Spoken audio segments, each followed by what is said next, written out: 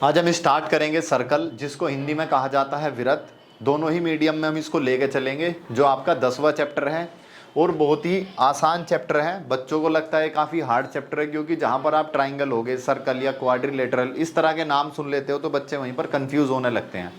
आज हम चैप्टर शुरू करने से पहले थोड़ा सा सर्कल का बेसिक समझेंगे। मैं ये मानता हूँ कि तुम्हें कुछ भी नहीं आता, बिल्कुल जीरो लेवल से शुरू करेंगे हम सर्कल को, तो सभी बड़े ध्यान से देखते चलें। सर्कल चैप्टर का नाम है सर्कल, और इस चैप्टर की बात करूं एनसीईआरटी के अकॉर्डिंग तो चैप्टर नंबर 10 है ये। सर्कल को हिंदी में कहा जाता है वृत्त। तो पहले थोड़ा सा इसके बारे में समझ लेते हैं कि एक्चुअल में सर्कल है क्या। तो सर्कल क्या होता है, इस तरह की कोई भी गोल शेप, ये आपका सर्कल है।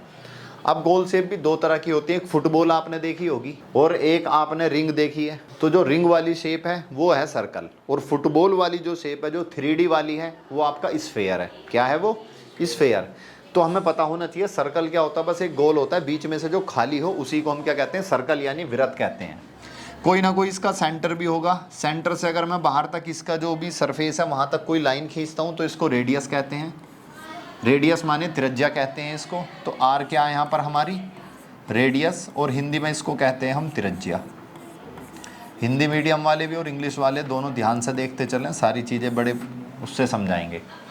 अगर मैं यहाँ पर एक कोने से लेकर के यहाँ तक कोई एक लाइन खींचता हूँ पूरी, क्या एक लाइन पूरी खींचता हूँ मैं, तो ये बन जाता है मेरा डायमीटर। अब ये बताओ, एक लाइन मैंने खींच दी तो अगर इतना आर है यहाँ से यहाँ तक, तो ये भी कितना होगा? आर होगा यहाँ से यहाँ तक। और ये इस पूरे का अगर मैं नाम मान लो ए बी दे दिया, तो इस ए बी को मैं बोलूँगा यहाँ पर डायमीटर। क्या बोलूँगा?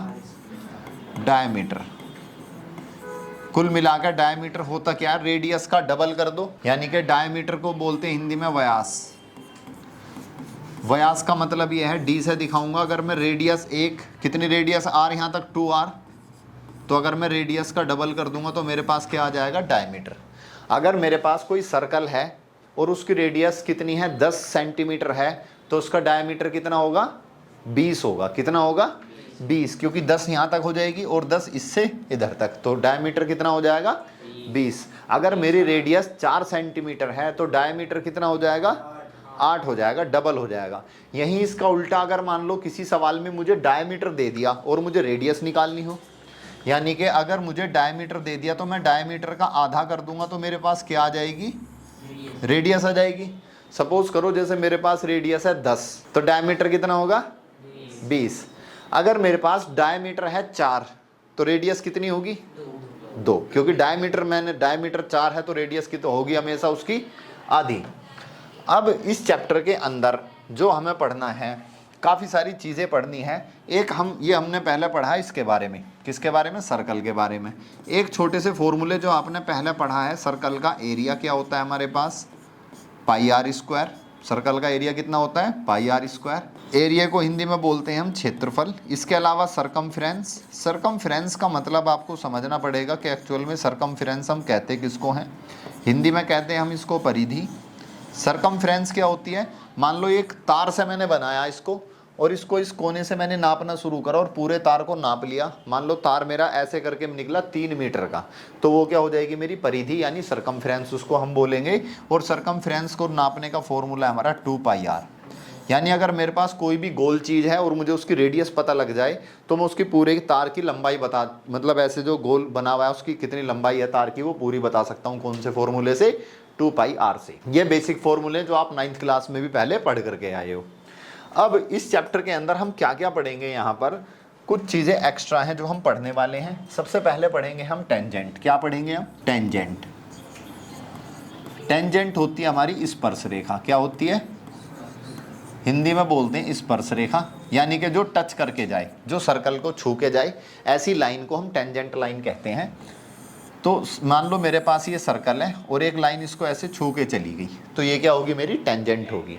इस टेंजेंट का मैंने कोई भी नाम दे दिया, ये ए बी, तो ये मेरी क्या है? ए बी एक टेंजेंट है। एक टेंजेंट जहाँ सर्कल को टच करती है इसको कहा जाता है पॉइंट ऑफ कॉन्टैक्ट। क्या कहा जाता है इसको? इस वाले पॉइंट पे टच कर रही है सर्कल को, तो इस पॉइंट को मैं बोलूँगा, इसका नाम मान लो सपोज करो मैं दे दूँ सी, तो ये क्या होगा मेरा? Point of contact. Point of contact, यानी कि स्पर्श बिंदु, हिंदी में क्या बोलेंगे इसको, स्पर्श बिंदु। अब टेंजेंट आप किस किस तरह से खींच सकते हो किसी भी सर्कल पे। सपोज करो एक ये है, ठीक है। अब इस सर्कल की कितनी टेंजेंट खींच सकते हो आप, जितने पॉइंट है इसमें, इस सर्कल के अंदर देखो कितने पॉइंट होंगे। सपोज करो एक पॉइंट ये रहा, यहाँ भी, यहाँ भी, यहाँ भी, ऐसी बहुत ही अनगिनत है, इनफाइनाइट पॉइंट होंगे इसमें। तो मैं हर पॉइंट पे अलग अलग इसकी टेंजेंट खींच सकता हूँ। यानी कि इस, अगर मैं देखो थोड़ी थोड़ी दूर वैसे ही बना के दिखा रहा हूँ, देखो इस पॉइंट पे मैं टेंजेंट खींचूंगा तो ऐसे खींचेगी, इस वाले पॉइंट पे टेंजेंट खींचूंगा तो ऐसे खींचेगी, इस वाले पॉइंट पे खींचूंगा तो ये ऐसे जाएगी, कहीं यहाँ भी पॉइंट होगा तो हर पॉइंट पे अलग अलग टेंजेंट खींची जा सकती है। तो कुल मिला के बात ये आ गई आपकी कि एक सर्कल की कितनी टेंजेंट खींची जा सकती हैं, एक सर्कल की कितनी टेंजेंट खींची जा सकती हैं। तो एक सर्कल पर आप इनफाइनाइट टेंजेंट खींच सकते हो, कितनी, इनफाइनाइट टेंजेंट आप ड्रॉ कर सकते हो। अब यहाँ पर ट्विस्ट आता है, भाई हम कितनी लाइन खींच सकते हैं, चारों तरफ से अनगिनत खींच सकते हैं, इनफाइनाइट खींच सकते हैं। अब इसके अंदर क्या है मेन चीज, सवाल में आपसे कहेगा कि एक सर्कल की दो पैरेलल टेंजेंट की पैरेलल टेंजेंट कितनी खींची जा सकती हैं, वो दोनों पैरेलल होनी चाहिए। पहले पैरेलल का मतलब समझ लो, पैरेलल टेंजेंट, पैरेलल का मतलब होता है जैसे ये लाइन है मेरे पास और दूसरी बिल्कुल ऐसे ही जानी चाहिए, दोनों में बराबर गैप रहना चाहिए, ऐसी लाइन को पैरेलल लाइन यानी समांतर रेखाएं हम कहते हैं। या फिर मान लो एक लाइन ऐसे, दूसरी भी ऐसे ही जानी चाहिए, एक ऐसे है दूसरी भी ऐसी, छोटी बड़ी हो सकती है उसमें इशू नहीं है, लेकिन दोनों के बीच का गैप क्या रहना चाहिए, हमारा बराबर रहना चाहिए। ऐसी लाइनों को हम पैरेलल लाइन कहते हैं, समांतर रेखाएं कहते हैं। अब पैरेलल टेंजेंट सवाल में ये पूछता है कि जी बताओ एक सर्कल की कितनी पैरेलल टेंजेंट खींची जा सकती है। बच्चा सोचता रहे तो इनफाइनाइट खींच सकते हैं हम टेंजेंट, तो पैरेलल इनफाइनाइट नहीं खींच सकते। देखो यहाँ पर ये टेंजेंट खींची है पर ये आपस में पैरेलल नहीं है ना, एक दूसरे से जाके कट कर रही है। तो ऐसी टेंजेंट जो एक दूसरे को कट ना करें, बिल्कुल पैरेलल हो, तो ऐसी टेंजेंट दो खींची जा सकती हैं, कितनी, दो। मान लो मैंने अगर एक ऊपर खींच दी तो दूसरी यहाँ खींची जाएगी। सपोज करो मैंने एक यहाँ खींच दी ऐसे करके तो दूसरी यहाँ खींची जाएगी, ठीक है। वो आप कहीं भी खींच सकते हो, तो आपकी मर्जी है भाई, किसी का मन कर रहा है वो यहाँ खींचेगा तो दूसरी यहाँ खींचेगी। पैरेलल तो दो ही रहेंगी बस, पैरेलल दो ही टेंजेंट रहेंगी, उससे ज़्यादा आपकी नहीं हो सकती। ये बात आ गई समझ में, पैरेलल टेंजेंट की पॉइंट ऑफ कांटेक्ट किसको कहते हैं, ये बात समझ में आ गई। इसके ऊपर क्वेश्चन है इसलिए ध्यान से देख लो। अब क्या है, ये तो बिल्कुल छू के जा रही है इसको, कोई लाइन ऐसी भी तो होगी जो सर्कल के अंदर को जाएगी। अब अगर कोई लाइन मेरी सर्कल के अंदर को जाती है तो उसको क्या बोलते हैं हम, उसको बोलते हैं हम कोड। क्या बोलते हैं, कोड, हिंदी में कहते हैं जीवा। कोई भी लाइन है मेरी सर्कल के अंदर को पार होके चली गई, सर्कल के अंदर को पार होके चली गई, तो ये क्या है मेरी कोड। क्या है ये, अब किसी भी सर्कल की सबसे बड़ी कोड क्या होगी, सबसे बड़ी लाइन कौन हो सकती है जब ये बिल्कुल बीचों बीच जाए। भाई आप खुद सोचो, दिमाग लगाओ, ये लाइन सबसे, यहाँ पर ये ए बी तो थोड़ा छोटा है, जितना ऊपर को जाऊंगा बिल्कुल अगर ये बीचों बीच जाएगी तो सबसे बड़ी लाइन होगी इसकी, उससे बड़ी लाइन आप इसके अंदर नहीं खींच सकते। ऊपर खींचोगे तो फिर छोटी होती चली जाएगी, तो बिल्कुल बीचों बीच खींचोगे तो वो सबसे बड़ी कोड होगी आपकी, सबसे बड़ी जीवा। और जो बीचों बीच यहाँ सेंटर से होके जाती है उसी को क्या कहते हैं हम, डायमीटर कहते हैं। क्या कहते हैं उसको, डायमीटर। तो कोड क्या होती है आपकी, ये ए बी क्या है यहाँ पर आपकी कोड है, तो ए बी क्या है हमारी कोड है। तो क्वेश्चन पूछता है लार्जेस्ट कोड, सबसे बड़ी कोड, लार्जेस्ट कोड कौन सी होगी सर्कल की, वो होगी डायमीटर। क्या होगी, डायमीटर यानी क्या व्यास। सबसे बड़ी जीवा, सबसे बड़ी जीवा कौन सी होगी हमारी, व्यास की सबसे बड़ी जीवा। ये कुछ बेसिक सा था जो हमें समझना था। एक तो हमें समझनी थी टेंजेंट क्या होती है, एक टेंजेंट जिस पॉइंट को टच करके जा रही है उसको पॉइंट ऑफ कांटेक्ट कहा जाता है। उसके बाद एक सर्कल पे कितनी टेंजेंट खींच सकते हैं, इनफाइनाइट खींच सकते हैं। अगर पैरेलल की बात करें, कैसी, पैरेलल की बात करें तो दो खींची जा सकती हैं। अच्छा, इसको कोड को हम एक दूसरा नाम और देते हैं, सीकेंट भी कह देते हैं हम इसको। क्या कह देते हैं इसको, SECENT, ठीक है, सीकेंट। तो यहाँ पर ये था हमारा बेसिक सा। अब इसके अलावा हमें एक चीज़ और सीखनी पड़ेगी, वो क्या सीखनी पड़ेगी, पाइथागोरस थ्योरम। क्या सीखनी पड़ेगी? Pythagoras theorem. तो पाइथागोरस थ्योरम के अंदर पाइथागोरस थ्योरम इसमें लगेगी, तो आपको थोड़ी सी पाइथागोरस थ्योरम आनी चाहिए। पाइथागोरस प्रमेय आपको पता होनी चाहिए कि पाइथागोरस प्रमेय होती क्या है। पाइथागोरस प्रमेय, पाइथागोरस प्रमेय कहती है कि हमारा अगर कोई भी एक ट्राइंगल राइट एंगल ट्राइंगल है, यानी कि ऐसा त्रिभुज जिसके अंदर एक कोण 90 डिग्री का हो, 90 डिग्री का जिसका एंगल होगा, तो यहाँ पर मेरा ये वाला एंगल कितना है? 90 डिग्री का है। तो ऐसे ट्राइंगल को राइट एंगल ट्राइंगल कहा जाता है। 90 डिग्री की पहचान कैसे करोगे? बिल्कुल कोना बना हुआ होगा। क्या बना हुआ होगा? कोना बना हुआ होगा। तो अगर मैं इसका नाम रख देता हूँ ABC, तो ये 90 डिग्री है। 90 के सामने वाला होता हमारा हाइपोटेनियस, ये परपेंडिकुलर, और ये वाला क्या हो गया? बेस। तो पाइथागोरस थ्योरम ये कहती है हाइपोटेनियस का स्क्वायर इक्वल टू परपेंडिकुलर का स्क्वायर प्लस बेस का स्क्वायर। ये फॉर्मूला हमारा किसका लगेगा? पाइथागोरस थ्योरम का। हम क्वेश्चंस में इसको यूज करेंगे। इन सवालों के अंदर सर्कल के अंदर जो है राइट एंगल ट्राइंगल कहाँ से आएगा? भाई अब मैं बोल रहा हूँ कि इनके अंदर पाइथागोरस थ्योरम लगेगी। तो पाइथागोरस थ्योरम वो कैसे लगेगी? सर्कल के अंदर एक ये छोटी सी प्रॉपर्टी, हालांकि थ्योरम है, हम उनको आगे प्रूफ करेंगे, लेकिन समझ लो, अगर मान लो कोई भी मैं यहाँ टेंजेंट ड्रॉ कर दूँ, मैंने यहाँ टेंजेंट बना दिए, सर्कल को टच करके जा रही है टेंजेंट है, और अगर मैं यहाँ से रेडियस मिलाता हूँ, तो टेंजेंट पे जिस पॉइंट से टेंजेंट जा रही है और रेडियस वहीं जाके मिलती है, तो हमेशा ही 90 डिग्री का एंगल बनाते हैं। कितने का? 90 डिग्री। या तो आपको ये बात याद रखनी है, जहाँ रेडियस है और आपकी जो टेंजेंट है, क्या है? रेडियस और टेंजेंट के बीच में आपका 90 डिग्री का एंगल होता है। इसको कहते हैं 90 डिग्री का एंगल। मतलब ऐसे करके कोना बना हुआ होगा। बन गया? नहीं बन गया? ये परपेंडिकुलर का साइन है आपका। ये बात आपको दिमाग में बसा लेनी है कि रेडियस के बीच में और आपकी टेंजेंट के बीच में कितने डिग्री का एंगल होता है?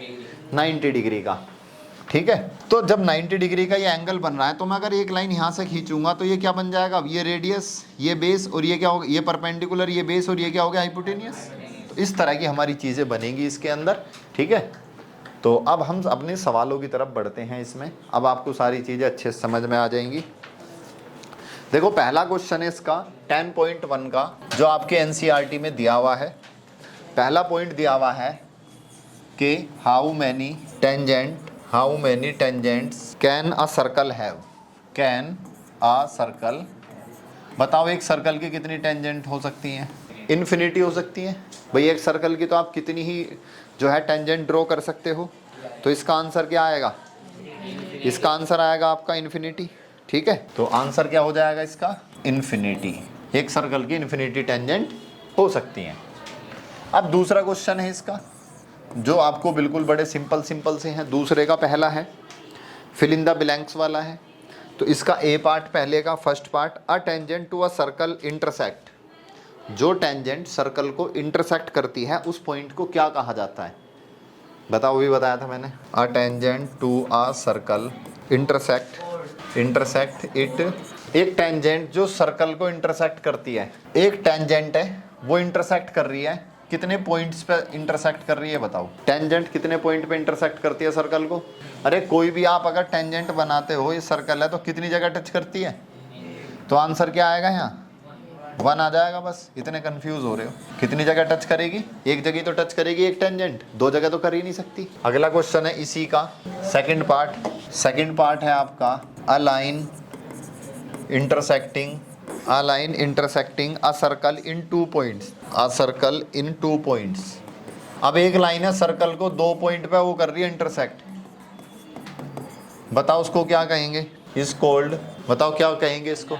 एक लाइन है, सर्कल को 2 पॉइंट पे कट कर रही है, 2 पॉइंट पे कट कर रही है, तो सीकेंट कह देंगे हम इसको। अब अगला क्वेश्चन है थर्ड, एक सर्कल की कितनी पैरेलल टेंजेंट है? A circle can have parallel कितनी होती है पैरेलल टेंजेंट? बताओ। तो आंसर आ जाएगा 2। तो इसका लास्ट पार्ट है फोर्थ, आखिरी पार्ट है इसका। 10.1 छोटा ही चैप्टर है। The common point of a tangent to a circle, जो आपका ये टच करके जा रही है टेंजेंट इसको, तो इस पॉइंट को क्या कहा जाएगा बताओ, क्या कहा जाएगा इसको। फोर्थ क्वेश्चन के अंदर है ये, पूरा लिखूं क्या, किताब में तो लिख ही रहा है आपकी। The common point, mid point, बहुत अच्छे। और बताओ आगे कोई। हाँ बिल्कुल सही, किसने बोला, to a circle and the circle is called, बताइए भाई। अरे इस पॉइंट को बताया तो, हाँ पॉइंट ऑफ कॉन्टैक्ट, किसी ने सही बताया था, पॉइंट ऑफ, तो ये आंसर क्या आ जाएगा यहाँ पर, पॉइंट ऑफ कॉन्टैक्ट। ठीक है, इतने कंफ्यूज हो रहे हैं, पता नहीं क्यों हो रहे। 10.1 का तीसरा सवाल है, बहुत ही आसान सा सवाल है। तीसरे सवाल के अंदर आपसे कहा गया एक tangent P Q at a point P of a circle of radius 5 centimetre meets a line through a centre O. पहले ऐसा समझ लो, ऐसा तो आपको समझ में नहीं आएगा। एक सर्कल है जिसका सेंटर क्या है, ओ है, जिसका सेंटर क्या है, ओ है। एक टेंजेंट पी क्यू, ये टेंजेंट है हमारी पी क्यू। अब सवाल में ओ क्यू दे रखा है मुझे 12, कितना दे रखा है 12, ओ क्यू की वैल्यू सवाल में गिवन है। और जो सवाल के अंदर रेडियस कितनी दे रखी है 5 सेंटीमीटर, ये भी सेंटीमीटर में, तो ये रेडियस होगी मेरी, ये कितनी है मेरी 5। हमसे पूछा है टेंजेंट की लंबाई बताओ, लेंथ ऑफ पी क्यू। सवाल में क्या पूछा है, length of P Q.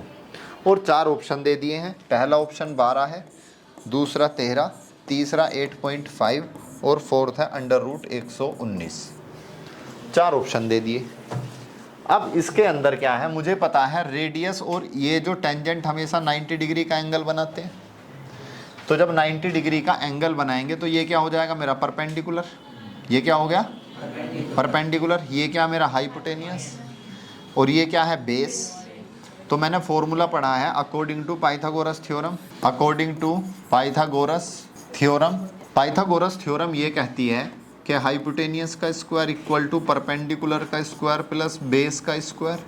Hypotenuse कितना है, ओ क्यू 12 है, परपेंडिकुलर ये वाला है कितना है 5, और बेस कितना है मेरे पास पी क्यू, जो मुझे निकालना है।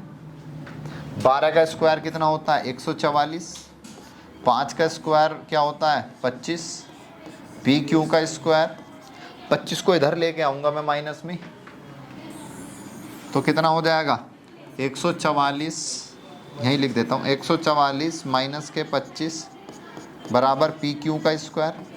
144 में से 25 घटाएंगे तो 119 बचेंगे। ये पी क्यू का स्क्वायर, स्क्वायर हटेगा तो क्या लग जाएगा रूट, तो आंसर क्या आ जाएगा मेरा डी आंसर आ जाएगा √119। ठीक है, समझ में आ गया। तो इस सवाल में ये कहा था हमारे पास एक सर्कल है जिसका सेंटर ओ है, उसकी एक टेंजेंट है, पी क्यू एक टेंजेंट है, तो मैंने पी क्यू टेंजेंट बनाई, रेडियस 5 दे रखी है, और ओ क्यू कितना दे रखा है 12, कितना दे रखा है 12। अब मुझे इसके अंदर मैंने पाइथागोरस थ्योरम लगाई। पाइथागोरस थ्योरम क्या कहती है, हाइपोटेनियस का square plus equal to perpendicular का स्क्वायर प्लस बेस का स्क्वायर। हाइपोटेनियस कितना था 12 था, परपेंडिकुलर 5 था, और बेस क्या था पी क्यू था। 12 का स्क्वायर कर 144, 5 का स्क्वायर 25, इधर ला के माइनस 144 में से 25 का 119, स्क्वायर हटा तो रूट लग गया। क्लियर। अब इसी के अंदर एक छोटा सवाल हो रहा है आपका फोर्थ क्वेश्चन लास्ट है एक्सरसाइज का। हमसे कहा गया है एक सर्कल बनाना है, क्या बनाना है, एक सर्कल बना दिया, ये सेंटर हो गया इसका ओ। अब कहा गया एक लाइन तो आपको बनानी है इसकी सीकेंट, और दूसरी होनी चाहिए टेंजेंट, और दोनों आपस में पैरेलल होनी चाहिए।